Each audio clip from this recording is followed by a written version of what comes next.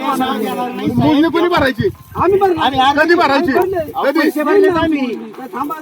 आम्ही कालच जाऊन आलो. मला काम करावं लागेल. नाही नाही होणार ते काम. बरं हा तुम्ही भानुदास पडवळ वाल्मिक मोजणी झाल्याची अर्जंट मागवा त्यावेळेस तुमचा हे होईल. आता सध्या काय हात लावून देणार नाही. आम्ही नियमाने चालणार. असं नाही होत साहेब तुम्ही तुमची तिकडे आणि निलेश आणि सोमनाथ घ्यायला मला केलं आपण साहेब आपल्या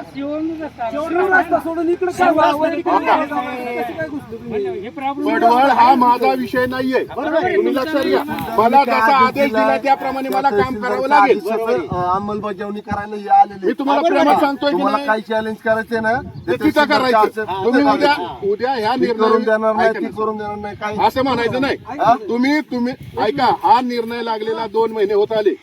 हा 10/3 ला निकाल लागलाय. 10/3 पासून तुम्ही आतापर्यंत प्रांताकडे अपील करून तुम्ही स्टे घेतला असता तर आम्ही इथं आलोच नसतो. मला माहित नाही. ऐका साहेब हे कळवायचं काम माझं नाही. हे तहसील ऑफिस नाही त्यांना तरी काय तुम्ही करणार आहे का? विषय काय आहे? हा आदेश कुणी दिलाय? तहसीलदारकडे. तुम्ही तिथे जाऊन भांडायला पाहिजे. माझ्याकडे भांडून उपयोग आहे का? आहे का? नोटीस 15 दिवस तर पहिले अजिबात नाही. मी दिलंय तुम्हाला वेळेत. नोटीस काल आली वाटतं की रस्ता होणार आहे. मग मिळाल्यापासून 3 दिवस काय एवढं विषय? आज आज कसं मिळेल? आज नाही मिळेल. तुमच्या भावाने केली असेल.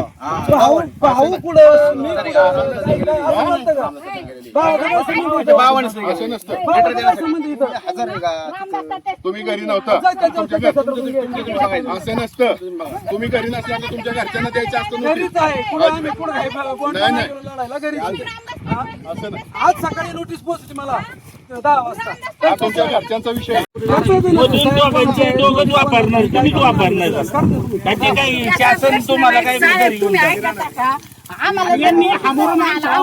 नोटीस नंतरचे नोटीस येतच राहील. तुमचं काय पूर्ण नाही. दोघांची बी निम्मी निम्मी जागा झाली. होणार नाही. वडीलचा विषय नाही.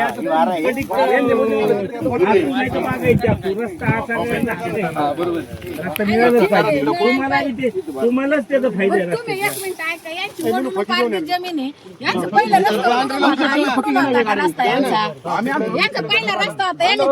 तोपर्यंत पक्का रस्ता करून देऊ नका मावशी.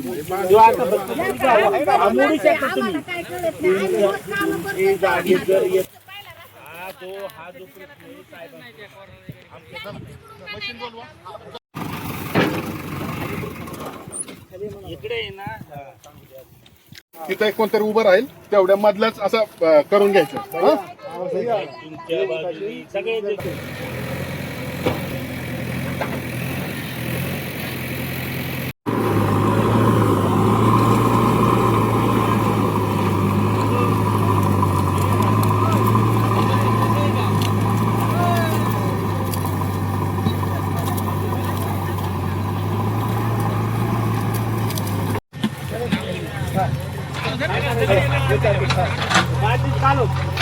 चालवायचं नाही. कुठे आहे दादा? कधी येणार आहे नवऱ्यात? ठीक आहे. सुधीर आहे का तिथं?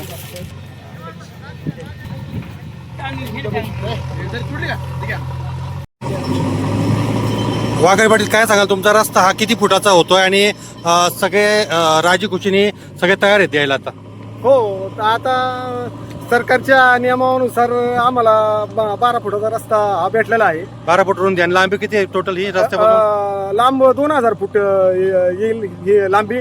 आणि तहसील साहेब मस्के साहेबांच्या सहकार्याने आणि आपले खरात साहेब यांच्या सहकार्याने शेलार साहेब, खुडे साहेब, पवळे साहेब, जंगले पाटील यांच्या सहकार्याने आम्हाला हा रस्ता उपलब्ध झालेला आहे आणि मी यांचे आभार मानित आहे. तर पवार उपस्थित आहे इथं. परत बांगर बाबा पण आलेले आहे. या सगळ्यांच्या सहकार्याने रस्ता आता रस्त्याचं काम चळवळीचे चालू सगळे पदाधिकारी सगळे आहेत. चळवळी- तुमचं नाव सांगा, तुमचं क्षेत्र किती आहे एकदा? आमचं क्षेत्र इथं 5 एकर आहे. तर निलेश रामदास पडवळ मी स्वतः. ते आम्हाला रस्त्याची अडचण होती साहेब. सगळ्यांनी सहकार्य केल्याबद्दल सगळ्यांचे आभार मानतो मी. बाबा तुमचं नाव काय? तुमची शेती कुठे आहे? बरं, आता हा रस्ता दिला तर याचा वापर सगळ्यांना होणार आहे का आता इथून पुढं? होणार माझा रस्ता झाला तर वापर नाही सार्वजनिक सगळ्यांना फायदा होईल. बांगरला इथं रस्ता होतोय, तुम्ही खंडाळा गावात तुमचा रस्ता होत नाही, आता इथं होतोय, तुम्ही चळवळीच्या वतीने आलाय, काय सांगाल इथं? काय की असं शेतकऱ्यांनी इथं बी पहिली वादावादी चालूच होती की, पण त्यांनी सौजन्य घेऊन एकमेकाशी हे करून रस्ता पूर्ण सहकार्य केलं. शेवटच्या लोकांपर्यंत शेतकऱ्यांना रस्ता मिळाला पाहिजे हो. आणि ते प्रयत्न करा. तुम्ही काय सांगाल शेला दादा? शिवपानन शेतरस्ते महाराष्ट्र चळवळीच्या वतीने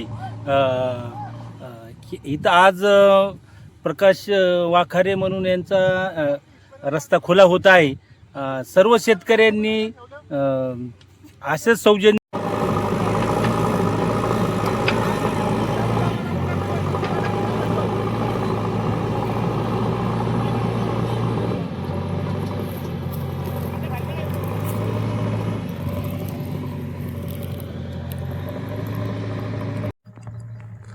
दादा तुमचं नाव सांगा, हा गट नंबर सांगा आणि हा रस्ता होतोय तर याचा फायदा होईल का सगळ्यांना? आणि राज्यभर शासनाने हे जे धोरण ठरवलंय याचा तुम्ही शेतकऱ्यांना काय आवाहन कराल? तुमचं नाव सांगा. मी लक्ष्मण उर्फ आप्पा पडवळ गोलेगाव. गट नंबर हा गट नंबर 501.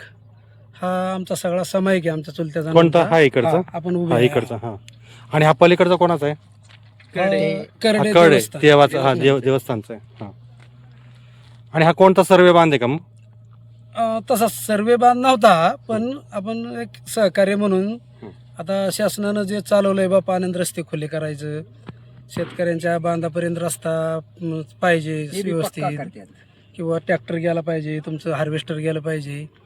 आता शासनाचंच धोरण आहे, त्याच्यामुळं आम्ही सकाळपासून तुमच्या बरोबर आहे, भरपूर सहकार्य केलेले. असं सहकार्य शेतकऱ्यांनी करायला पाहिजे का? याचा फायदा काय होणार आहे? प्रत्येक शेतकऱ्यांनी करायला पाहिजे, कारण शेतकऱ्याचं कसं आहे, जर बांधापर्यंत तुमची जर वाहतूक व्यवस्थित नसेल तर भरपूर अडचणी येतात. खतं कसे न्यायची, खतं कशी द्यायची मालाला. तुमचे बंधू म्हणतात माल बाहेर कसा तसं काढायचा? फायदा होईल का शेती आणला सगळ्यांना? असं हो, आहे. सगळ्यांना फायदा होईल याचा. सगळ्याकरता रस्ता तयार होईल. तुमची शेती आहे, तुम्ही तरुण एक शेतकरी आहेत, काय सांगाल, काय आवाहन कराल तुम्ही सगळ्या लोकांना? आम्ही करडेगावचे जे क्षेत्र आम्ही 35 वर्षापासून आम्ही करतोय, म्हणजे ते देवस्थान करतोय. म्हणजे ते काय करतात की तुम्ही फक्त कोणी वाट केली का काय हे लक्ष ठेवा, आमचं फक्त तो विषय, बाकी काही नाहीये. बरं, शेतकऱ्यांना काय आवाहन कराल? रस्त्याचा फायदा होईल ना तुम्हाला सगळ्यांना? 100% सर्वांना फायदा होणार आहे. कारण 10 टायर गाडी वगैरे गेलीच पाहिजे, कारण व्यापारी लोक याचा ट्रॅक्टरला डबल वाहतूक द्यावा लागते हमालांना, कारण हा एक फायदा होणार आहे. याच्यामुळे शेतीचं व्हॅल्यू वाढणार आहे, Value वाढणार आहे, तुमचं विकास होणार उत्पन्न. आहे. हा, विशेष नाही म्हणजे काही. विकासासाठी हे सगळं आहे चांगल्या साहेब, गोष्टी. हा रस्ता नव्हता, आता आपण हा नवीन करतोय. तर हा आपला 501 गट नंबर मधून आपल्या क्षेत्रातून मी लोकांना रस्ता ठेवलेला हा आहे. तुम्ही सौजन्याने देतात पूर्वी, कुठलीही अडवणूक केलेली नाही आतापर्यंत कोणाची. पण आता हा अधिकृत होताना चांगलं होईल ना? चांगलाच होणार ना. आता पक्का मुरमीकरण झाल्यानंतर चांगला रस्ता होईल, सगळ्यांची सोय होईल. हो, गरजेचं आहे. सगळ्यांनी म्हणजे एकवटाने सहकार्य करणं गरजेचं आहे. हिंगे पाटील, तुमचा पण निमण्याचा रस्ता आहे, तुमचा रस्ता खुला झाला, परत बंद झालाय. तुमचा पण आता होणार आहे. तसं तर म्हटलेत की काहीतरी कॉम्प्रोमाइज शेतकरी करतील. हे रस्ते होणं गरजेचं आहे भविष्यासाठी, काय सांगा? होणं गरजेचं आहे ना. भरपूर शेतकऱ्यांच्या अशा अडचणी आहेत की रस्त्यामुळे भरपूर शेती पडीक पडतात काही काहींच्या, व त्यासाठी रस्त्याची लय अत्यंत गरज आहे शेतकऱ्यांना. ती लवकरात लवकर झालेलं चांगलं आहे.